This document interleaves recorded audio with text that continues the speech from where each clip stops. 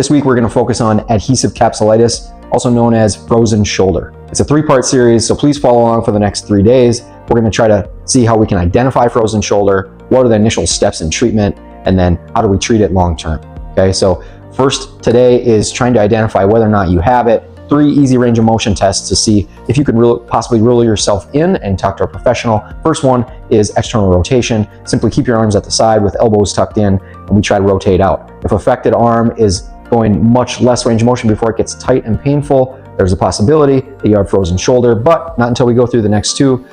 The next one is abduction. Almost try to do a snow angel.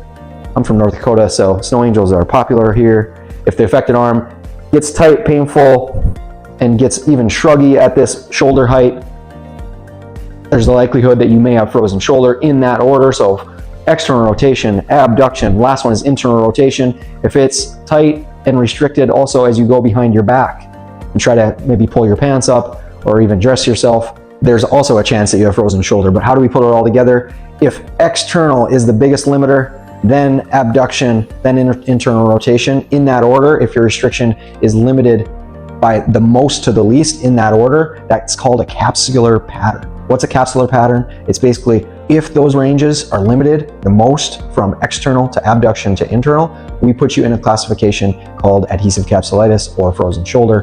And we know with high likelihood that you need to see a professional and get a plan to get out of this painful loop. More to come. Follow along for the next 2 days of content.